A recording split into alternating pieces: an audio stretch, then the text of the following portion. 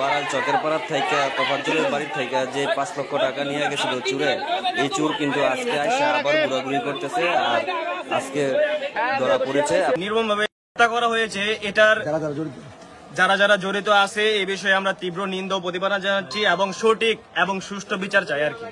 বারাইল গ্রামের কিছু সন্ত্রাস বাহিনী তারা মারপিট করে আব্দুল্লাহকে এই পুলিশ ফাঁড়িতে এনে পুলিশের কাছে সোপর্দ করে।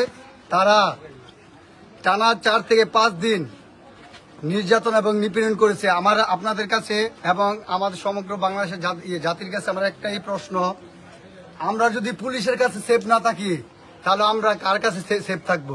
করলেন, তাকে গণপিটুনি দিলেন, আমরা এটাতে দুঃখ নাই। থানাতে দিয়ে গেলেন, এটা তো আমাদের দুঃখ নাই।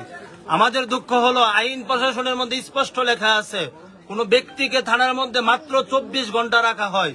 24 ঘন্টার ভিতরে তাকে আদালতে সুপর্দ অথবা জেলের মধ্যে সুপর্দ করা হয়। তাহলে জাতির কাছে আমাদের প্রশ্ন, আইনের কাছে প্রশ্ন, নবীনগর থানা তথা সলিমগঞ্জ ফাঁড়ির এই কুখ্যাত নরপিশাচ পুলিশের কাছে আমাদের প্রশ্ন, আমাদের আব্দুল্লাহ ভাই 4 দিন তোমাদের টর্চারে মারা গিয়েছে, এটার জবাব চাই। সে একটা এজাহার দাখিল করে আমাদের কাছে।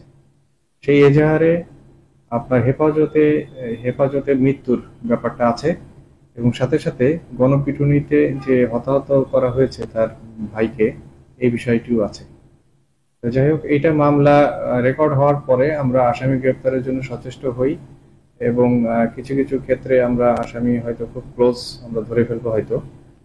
এই ব্যাপারে এখন আপনার ম্যাজিস্ট্রেটের সম্মুখে ইনকোয়েস্ট মানে যাতে শ্রোতাল রিপোর্টটা তৈরি করা যায় সেটার জন্য আমরা চেষ্টা করছি এবং পরবর্তীতে পোস্টমর্টম রিপোর্ট করা হবে, ডাক্তার করবেন এবং ম্যাজিস্ট্রেট থাকবেন, একজন ম্যাজিস্ট্রেটের উপস্থিতিতেই করা হবে, যাতে কোনো রকম কোনো কার্যকলাপ প্রশ্নবিদ্ধ না হয়।